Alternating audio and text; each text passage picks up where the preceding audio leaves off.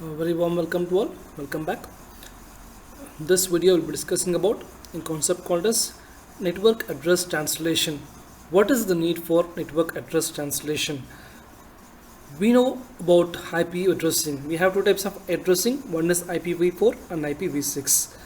IPv4 is having a total number of addresses of 2 to the power of 32 address spaces are available. So this addresses will be exhausting very soon. So in that case we need a lot more addresses, but that is not possible. So we need to go for IPv6. So how to use this IPv4 efficiently? For that we are going to a process called as address translation, network address translation. We must know a basic concept like private IP addresses cannot able to connect to the internet directly. So we need to have a public IP address to connect to the internet for every private IP address.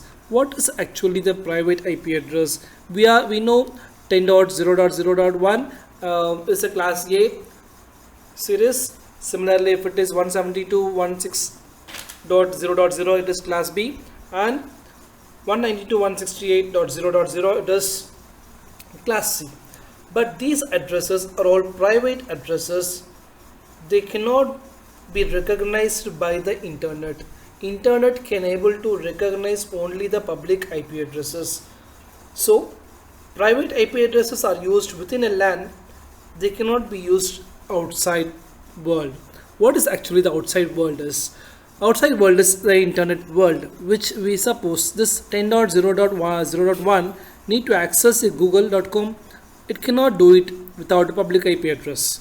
Similarly, if it is anything 10.0.0.2 cannot access Yahoo server because it does not have a public IP address. So we need a public IP address for every private IP address.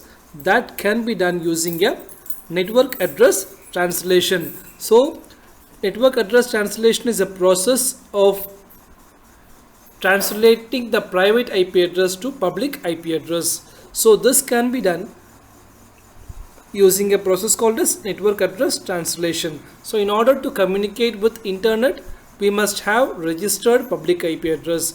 Without a registered public IP address, we cannot able to communicate with the outside world. So that public IP addresses are assigned by the internet service provider. Okay, we'll see how to translate these private IP addresses of IPv4 into the public IP addresses so that they can able to communicate with the outside world. That will be done using an ISP router. So, okay, now there are three types of network address translators. They are static NAT, second one is dynamic NAT, third one is port address translation. Okay, these are the three types of address translations we have. First one is static NAT, second one is dynamic NAT, third one is port address translation, it is PAT. Okay, we'll start with the static NAT, then we'll discuss about dynamic NAT, and then we'll discuss about what is actually the port address translation is.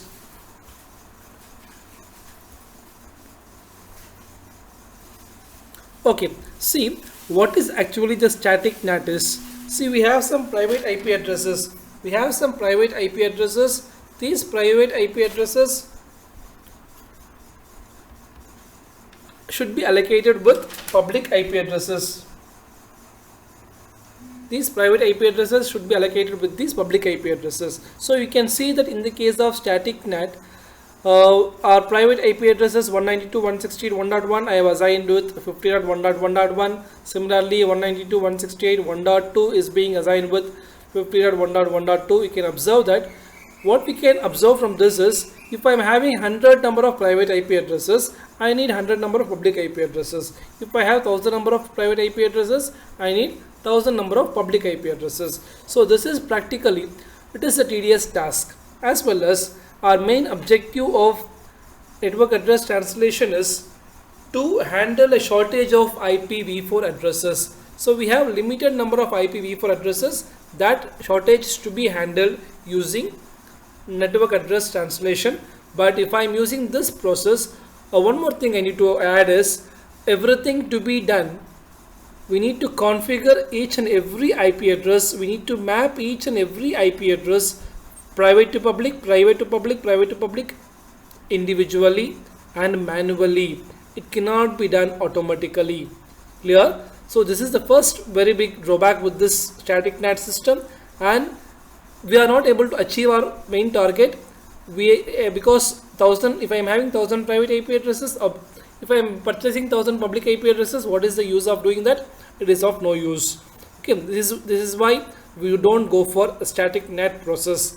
That is why the next process to solve this, we have went to dynamic NAT.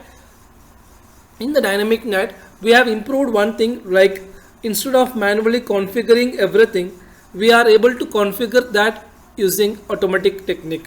When we are able to know what is one IP address, we can form a pool, and then we'll be able to use some ACL concepts and we'll be able to assign automatically. But again, the main drawback with this dynamic NAT is we can observe that whatever is there in the static NAT, the same thing I have replicated in the dynamic NAT also. So if I'm having 5 IP addresses of private, I should have 5 addresses of public. If I have 1000 private IP addresses, 1000 public IP addresses are there. So it is 1:1 ratio again I need to go for. So this is again, dynamic NAT is also not efficient technique to use, so we can not go with dynamic NAT also. It is not, so static NAT as well as dynamic NAT is not almost used in the corporate sector now. We are using a technique called as PAT. What is PAT? PAT means port address translation. PAT is nothing but port address translation. Okay, here you can observe that each and every private address is being assigned with a public IP address, but you can observe that everything is a copy of the same. Correct? It is 50.1.1.1, again 50.1.1.1, 50.1.1.1, the same thing, which means that if I have 100 private IP addresses, I can have only one public IP address. Clear? Now, what is the problem? What I think what is there in your mind is, if I am having this private IP addresses, okay, how can I able to communicate with the public IP address with the same public IP address? That is my problem. Okay, this problem can be solved using a technique. Before that, let me see what is the problem is. See, I have 1.1, I have 1.2, 1.3. 1.1 network need to communicate with Google. 1.2 private network need to communicate with need to access Yahoo, whereas 1.3 private addresses need to Gmail. But everybody has having a same public IP 50.1.1.1.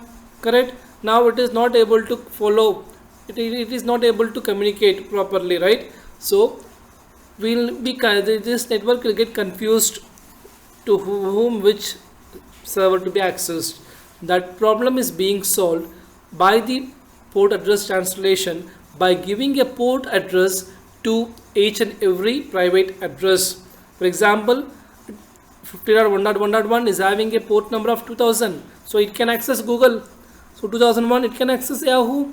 So it is 2002, it can access Gmail, it can access Facebook.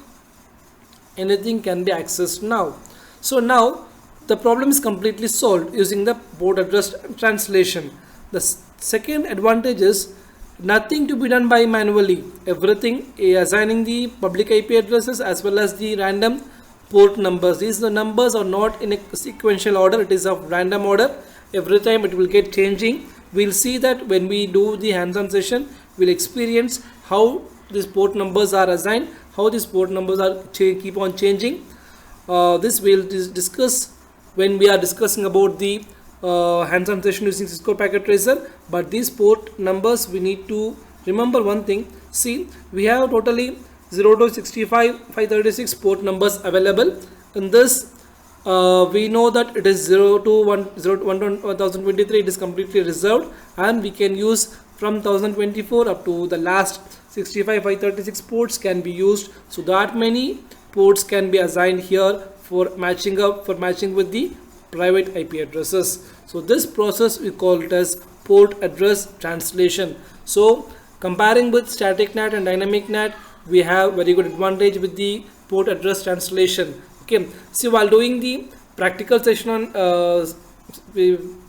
network address translation using Cisco Packet Tracer.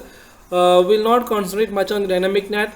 We'll concentrate static NAT first, then we'll go with the PAT, because whatever we are doing with the PAT, a simple, a very only one line of the code will be missing out. When we remove only one word, okay, it will become a dynamic NAT. Okay, and dynamic NAT is not at all used in the corporate sector now, so we are using only the port address translation. So we'll discuss more about this in the next video when we talk about the hands-on session using the Cisco Packet Tracer tool. If you have any doubts, you can post it below. I can able to answer it.